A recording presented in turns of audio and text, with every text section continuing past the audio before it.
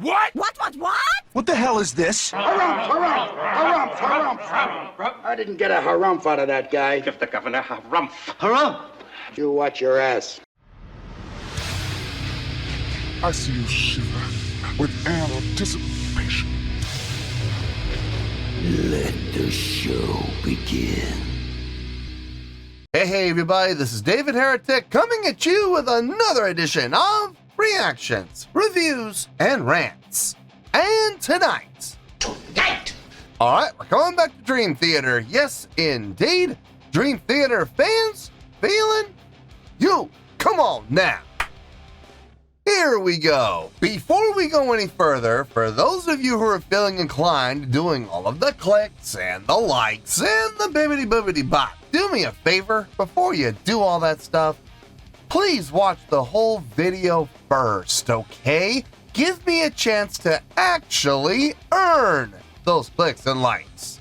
Now, after the video's done, if you still feel like doing all those clicks and likes, then by all means, feel free to click away. This comes as a request from Morten Asvog, and Morten wanted to see me react to this song by Dream Theater called The Best of Times. Now, have I heard this song before? No, I have not. To the best of my knowledge, this does not resonate with me in any way, shape, or form. However, there's always a possibility I may have heard the song in passing and I just don't realize it. So as always, if I start listening to the song and I suddenly go, wait a second, I recognize this song, I'll let you know. That's the truth. You know me, I'm gonna be honest with you guys. Let's see, this was posted by Dream Theater, okay? And the video has 1.5 million views. It'll get you there. Other than that, there's really nothing else left to say. Link to the original video will be down below in the video description for your viewing pleasure at your leisure. Let's get started. What do you say? Are you ready? Are you ready? Because here we go. All right, here we go. The Best of Times. That's all I got. I do recognize this. I do recognize the artwork here. I've done a couple of reactions to this album, and I've really enjoyed everything I've heard. So, spoiler alert: I have purchased this album. I did go and buy it. Haven't listened to it yet in its entirety, but once there are no more requests for Dream Theater, specifically from this album. There's no more Dream Theater requests in the queue. Oh yeah, I'm gonna listen to this, start to finish. You better believe it. Every experience I've had with songs from this album so far have been positive. So, they may have me back. So that'll be nice. 1307. Yeah, that sounds about right. For a Dream Theater song. 1307, yeah, that makes sense. The rules still apply though. If it's well written, well constructed, if it sounds good, it's pleasing to the ear, I'm having a good time with it, I'm enjoying myself, I'm not bored, it has nothing to worry about. On the flip side, and this has happened with Dream Theater before, if the songs are not particularly well written, if it's not pleasing to the ear, if I'm not having a good time with it, if I'm bored, I'm going to absolutely tear it to shreds. I don't care if they're Dream Theater. I am an equal opportunist when it comes to being torn to shreds. So, but seeing it's coming from this album, I feel pretty confident this is going to be good. All right, let's do this. All right, boy, let's do this.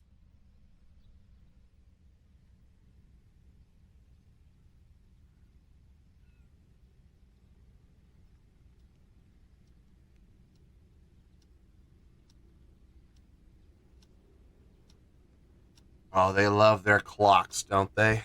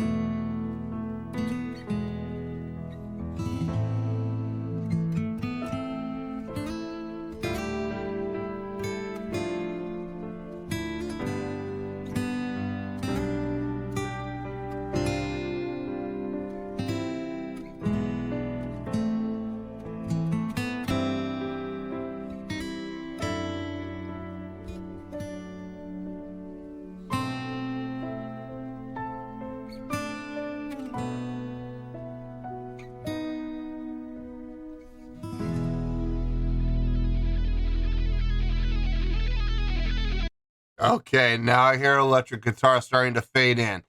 Okay.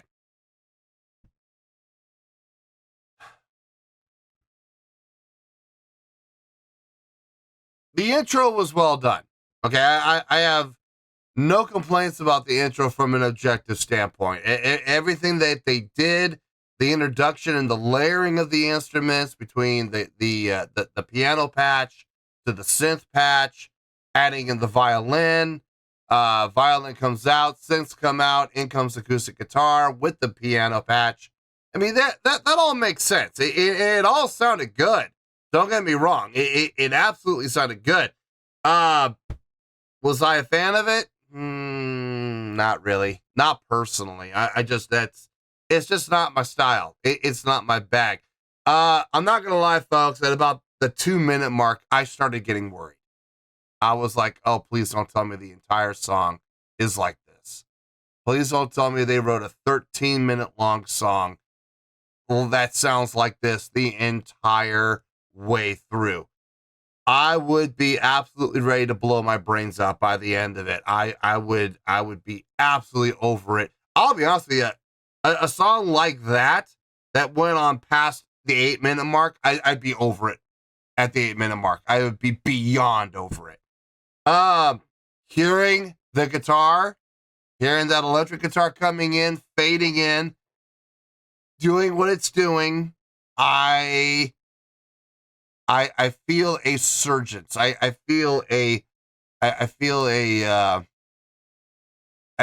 turn of events coming around here very, very soon. So let's see what happens here with this guitar. Let's see if it's gonna truly lead us to the promised land.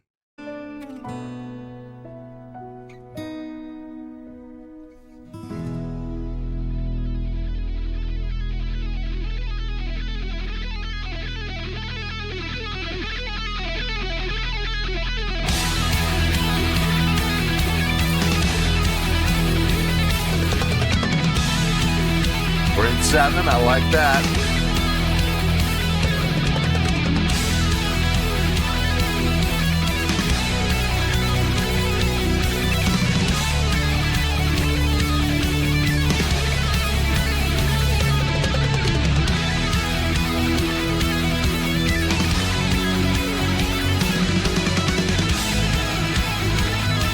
Major, okay.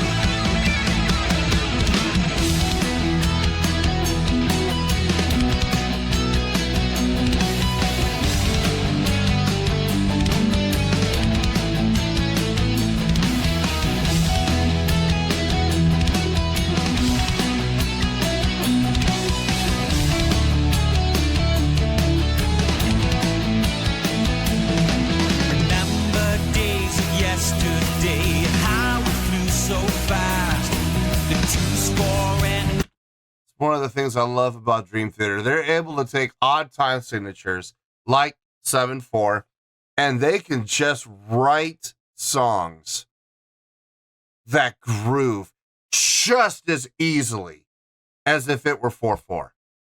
I love this about Dream Theater. There are a number of bands, a small number, who are able to do this, and Dream Theater is one of those bands who do it just seamlessly.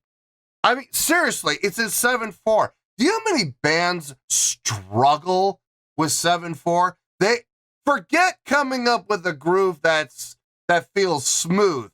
Just there are so many bands you put 7/4 in front of them, and they're gonna be like, "What is this? Yeah, this isn't 4/4. What do we do?" And they're gonna trip and fall and stumble and fumble and bumble all over themselves, you know. Dream Theater on the flip end takes 7/4 and goes, no problem. We 7/4, that's nothing. Give us 1916 and we'll see if we can we'll see what we can come up with for that, you know. 7/4, this is a breeze to them. And they're able to come up with a feel and a groove and a notational pattern within the guitars, the bass, the keyboards. Who's drumming on this? Is this Is this Portnoy or is I'm not sure who the drummer is on this album. I think it's Portnoy. The drummer comes up with a groove that just so easy to groove to, so easy to fall into, just as easily as it would 4/4. I love it. I love that. It's so simple to groove to. It's ridiculous. Remember days of yesterday, how it flew so fast. The 2 score and the year we had, I thought would always last. Those summer days and West Coast dreams, I wished would never end. A young boy and his father, idol and best friend. I'll always remember, that's when the best of times.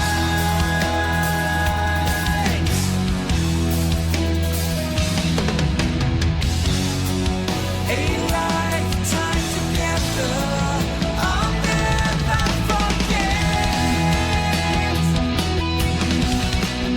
Right back into 7 again.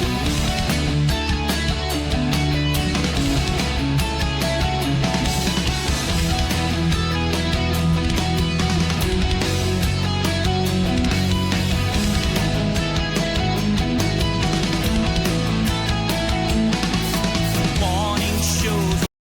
And there's another example of the songwriting and the arranging. Switching from 7/4 for the verse. When they go into the chorus, they switch gears to 4/4. And they do it so seamlessly that you almost don't catch it. You almost miss it because it's so smooth. And then same thing, coming out of the chorus, back into the verse, back into the main riff, back into 7/4 again, just as seamlessly. Not too many bands can do that. It's impressive.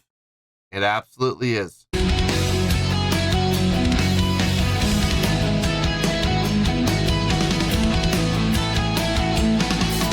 Morning shows on the radio, the case of the missing dog, lying on the pillows at the old 812, watching their old and mud. Record shops, the stickball fields, my home away from home. And when we were together, the hours on the phone.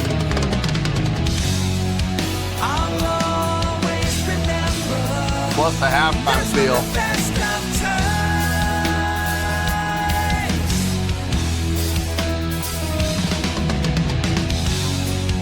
I'll cherish them forever.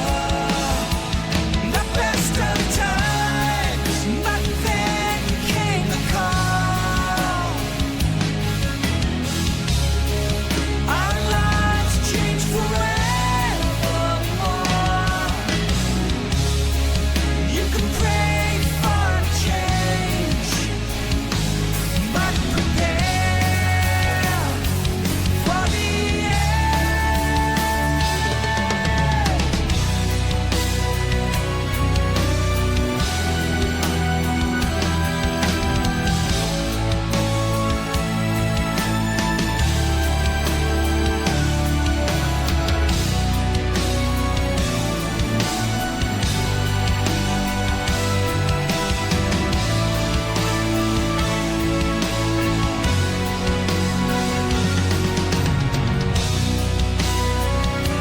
Always with those triplet feels. Do-do-do-do-do-do-do-do-do-do.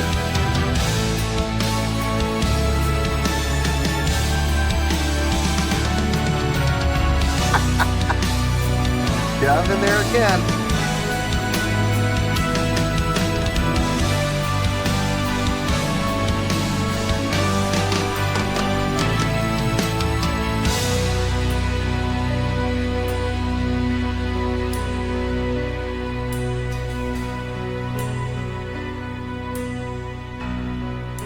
We're going to do another movement.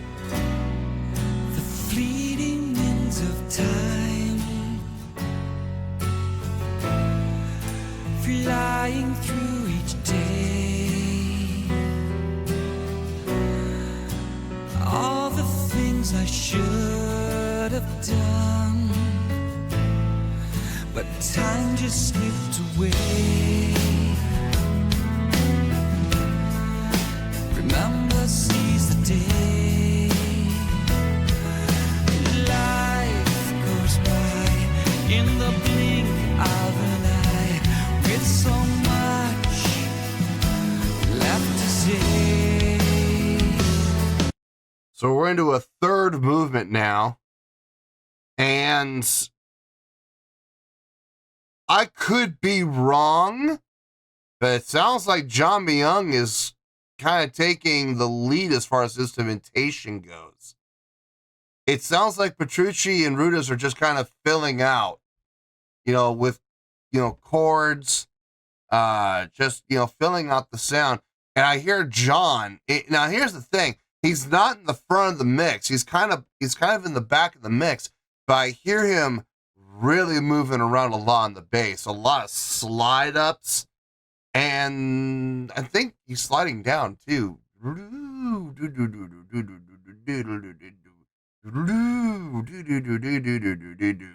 He's moving around quite a bit. I wish they had bumped him up in the mix. If he is going to be the lead instrument for this section, why not bump him up in the mix? I don't know why they didn't. I wonder how many movements they're going to have. I mean, it's a 13-minute long song. Maybe 4 movements, maybe. I mean, if they really shoehorn, they might be able to get 5 movements out, but I don't know. We'll have to wait and see. In the blink of an eye, with so much left to say. These were the best of times. I'll miss these days. Your spirit lit my life each day.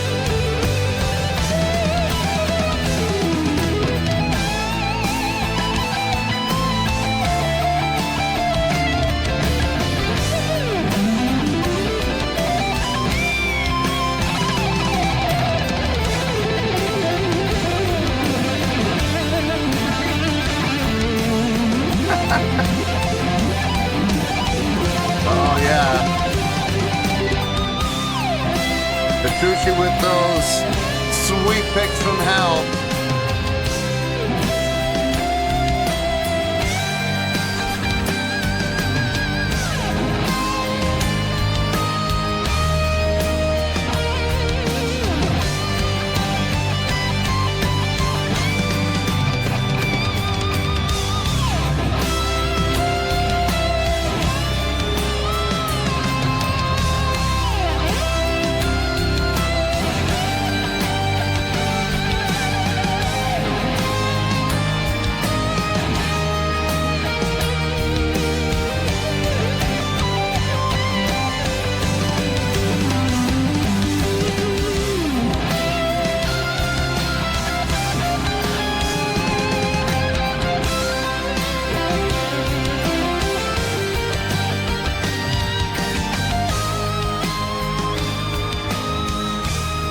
I think it's gonna fade. Yeah, they're gonna fade.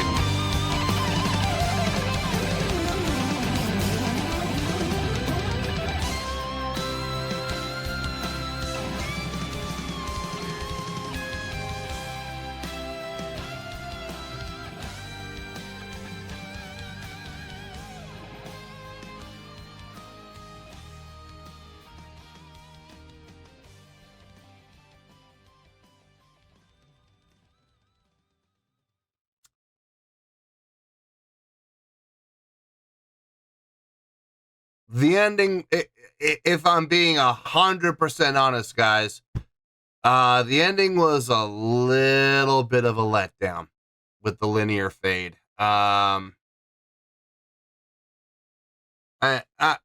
can back that up. I absolutely can, and I intend to in the review. we'll get there, I promise. So let me get my thoughts together. I'll see you in the review, and we'll talk about it. Well, there you go, folks. That was Dream Theater with The Best of Times. This was a request from Morten Asvag. Okay, I thought about it. Didn't take me very long to come up with the score. I actually came up with this score pretty quickly. A little higher than I thought it was going to be, but that's okay. I don't think I don't think Dream Theater fans are going to complain about, you know, getting a higher score than I was expecting. So let's get to that score, and I'll tell you how I got there. On a scale of 1 to 10, I'm going to give that an 8.7.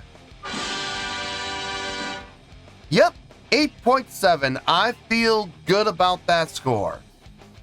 Let me tell you why. Why? Okay, first things first, an 8.7. What does that mean? Well, an 8.7 would translate to a great skill rating because overall, I think this is a great song. It would also get 4 to 5 stars and an A letter grade. Yeah, let that one sink in. So there you go, an 8.7, great skill rating, 4 to 5 stars, and an A letter grade. Now, how did I come up with that score? Ha ha! So glad you asked. Okay, let's just get this out of the way. Is this the greatest song I've ever heard? No, not even close. Is this the greatest Dream Theater song I've ever heard? No, not even close. By Dream Theater's own standards, okay? By the bar and the expectation that Dream Theater have built for themselves, which is way up here, I would put this song about here, okay? It's not bottom of the barrel. No, not by any stretch. No, there are several other songs from Dream Theater I would put under this. But if I'm being honest, when it comes to songwriting, when it comes to notational selection, chordal progressions, arrangements, utilization of key signature changes, time signature changes, changes in feel, changes in tempo, changes in direction, this song is pretty simplistic. Let's be honest. From a songwriting standpoint, okay, from looking at this song from the standpoint of composition, this would be a great fit on either Images and Words or Awake. Either one of those albums, I could see this song fitting on. Absolutely. I'm not talking about sound, okay? I'm not talking about stylistically. I'm not talking about tone or approach. I am talking strictly from a standpoint of composition and arrangement. I could see this song easily fitting on either one of those albums, and it would fit like a glove, okay? Those were two of their earlier albums, two of the more simply composed albums. Let's be honest here, okay? Images and Words. Was there any song that you would call, okay, besides Metropolis, were there any songs on that album that you would really consider difficult or complex? No. Metropolis Part 1, yes, okay, I get it. I absolutely get it. That was a pretty intense song, okay, when it came to the songwriting part. But, you know, all the rest of those songs were very easy to follow, okay? Same thing with Awake. I mean, Awake got a little more complex, obviously, a little darker, a little more intense. I still think this song would have fit from a composition standpoint. Now, let's talk about that intro. I wasn't a big fan of it. If I'm being honest, I wasn't a huge fan of it. I think it went on a little too long. I don't think it really did anything to set expectation for the song. It didn't set the mood and tone, because when the song actually kicked in, it was completely different. So now, when they got to the third movement did slightly mirror the intro. Okay, so I'm not saying the intro was pointless. It had purpose. I just personally wasn't a huge fan of it. It did serve purpose, it did serve reason, and it did, you know, line up with what came later. Okay, I get that, and I fully acknowledge it. And that's why I'm not mad at the intro. I'm not upset with the intro. I'm just personally wasn't the biggest fan of it, because it just kind of droned. Once the guitar line, once you heard the electric guitar line fade in, I could feel the sigh of relief. Like, oh, thank God, we're not going to have the whole 13 minutes go like this. Oh, good. Okay. And then we kicked into the main groove of the song, and from there we were off and running. We had absolutely no issues after that. I felt a lot of parallels in this song with 6 Degrees. We started out with a big grandioso intro, right? Okay, well, maybe the intro in this song wasn't quite so grandioso, but we still had an instrumental intro that led into a uplifting, major-oriented, positive vibe feeling, happy-go-lucky type of song for the second movement, okay? I liked it. I thought it was very appropriate. I saw the parallels. And then we felt that dark turn when we go into the third movement. We felt this shift in emotion. We went from, you know, happy, upbeat, you know, major-oriented to a minor-oriented, melancholy type of a sad type of feel. And it, again, mirroring 6 Degrees. I like that. I do like the shift. I like that it didn't stay, you know, sugary sweet through the entire song. Because I don't want to get diabetes. It was nice having those different feels, those different directions, those different approaches. And then we went into the fourth movement, which was the instrumental, you know, leading out into the ending. Now, the ending, if I'm being honest, I was not a fan of the ending. Let's go back. Let's take a look at some of these songs that Dream Theater have written that have had these shifts, okay? Starting off with Change of Seasons, okay? It's a long song. I think Change of Seasons is 23 minutes, or is it 28 minutes? Okay, so in any case, you had a lot of shifts in feel, where it was going, and it ended strong. Okay, it didn't fade. It didn't pull linear fade. There was a very clear, defined ending.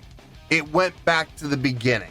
Could they have done that with this song? Absolutely, they could have. The way that they had the instrumental going, it could have led right back to the intro, and the intro could have taken us out with a nice decelerando to that last chord. You know, that would have been very effective.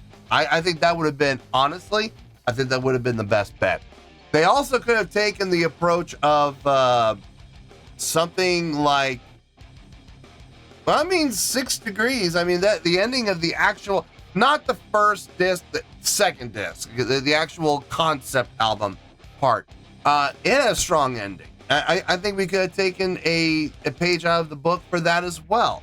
We could have had just, you know, a solid hit chord, boom, on the downbeat of 1, and just let it decay naturally.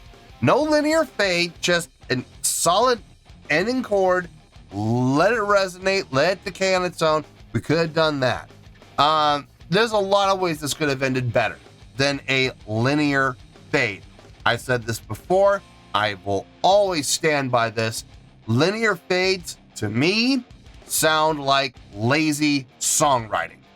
They didn't try anything else. They didn't come up with a more solid ending because they just either didn't feel like it or somehow they just couldn't make it work. I'm sorry, Dream Theater is Dream Theater. They can make anything happen. And the fact that they went with a linear fade for this song, it just, I don't know, man. That just didn't sit well with me. I could come up with a bunch. I could come up with at least 3 different ways that we could have had a solid ending, strong ending that would have really put the exclamation point at the end and said, "This is the end." You know, I don't know. Linear fades, man. They just feel like run-on sentences. Where's it gonna end? You know, I don't like it. You know, the only time I think a linear fade's ever really going to be appropriate is if you paint yourself into a corner and you don't have any other choice. There were choices.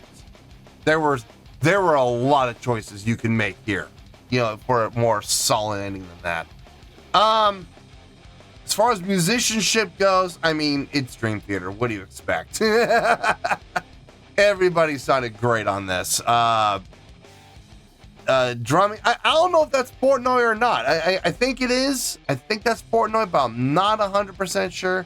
But the drumming was fantastic. If it's not Portnoy, boy, he got the Portnoy runs down with those triplet fills for the transitions. He calmed down like the back of his hand. But I'm pretty sure it's Portnoy. Myung sounded good from what I could hear. I mean, he's kind of in the background.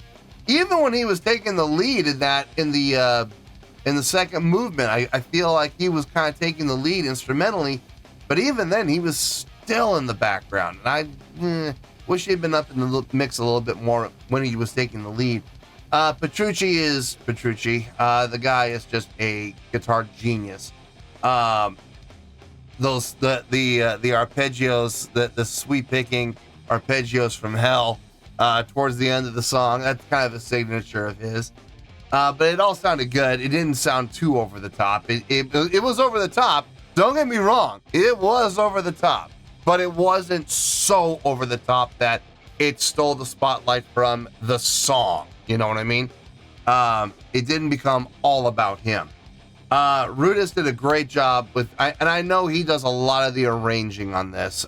He did a great job. I gotta say, while I may not be the biggest fan of the intro, that intro has his fingerprints all over it. The layering, especially when it came to the keyboard parts. You had the piano, and then layered underneath it was the synths. And there's no way he's going to be able to do both at the same time. You know, that's obviously studio work. Do they play this song live? If they do, there's got to be track. Now hold on. Now, I know Myung can play piano. Maybe John Myung went over and does the synth parts while Rudis does the piano parts. That's a possibility.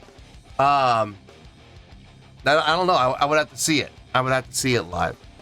If everybody's just kind of standing there waiting to play and Rudis is doing the piano parts and then you hear the synth, well, obviously synth will be tracked. But this has got Rudis's fingerprints all over it when it comes to the arranging. And I would say for the composing as well, of the main song. Probably Rudis and Petrucci probably together on this one more than likely. But all of Rudis's parts sounded good. Labrie sounded strong on this, I gotta say. Labrie did a fine job vocally on this. I didn't hear anything that stuck out like a sore thumb. Not once. Yeah, I mean, like I said, it's not the best song I've ever heard from them, but it's far from the worst. Far from the worst. So that's how I'm coming up with that 8.7. I feel good about that score, and that's where we're going to stay. In conclusion, I went and looked in the queue to see if there are any more Dream Theater songs in the queue for requests. There are not. So here's the deal, folks. If you want me to react to more songs from this album in particular, you better make those requests pretty quick. Like, I know this video is coming out in January. I know right now it's November, but this video is coming out in January, okay? I will give you to the end of February, okay? Let's just call it that. I'll give you to the end of February to make a request from this specific album if you want. Now, if there are no requests made for any more songs from this album come March 1st, too bad, it's over. I'm going to bust into that album and I'm going to listen to it start to finish. So, no offense, but I don't want to sit around and wait forever. I want to get to this album. I want to listen to it. So, seriously, you got till the end of February to make any more requests from this album. And if you don't, too bad, you missed out. Because I will, come March 1st, this will be going on. I will be putting this on in the car while I drive. So be ready. Be ready for that to happen. In any case, 8.7, yeah, let's wrap this up in a nice shiny bow, shall we? We have an 8.7, which is a great scale rating, 4 to 5 stars, and an A letter grade. Take your pick, I don't care. Whichever one of those floats your boat. Final word, final score, I have spoken. Well, that's going to do it for this edition of Reactions, Reviews, and Rants. Hope you all enjoyed the show. Hope I was able to entertain you. If I was able to put a smile on your face and brighten your day, I did my job, and I'm so glad I could do it. If you guys feel like joining the fan base, go ahead and click on that button down there. If you guys want to like the video, go ahead and like the video. If you guys want to ring the bell, go ahead and ring the bell. It honestly doesn't make any difference at all to me, but if you guys feel like doing these things, well then by all means, feel free to do so. Well, that's going to do it for tonight, folks. Thank you very much for watching, and as always, this is David Heretic signing off, reminding you to stay fabulous and support each other. Later. Peace.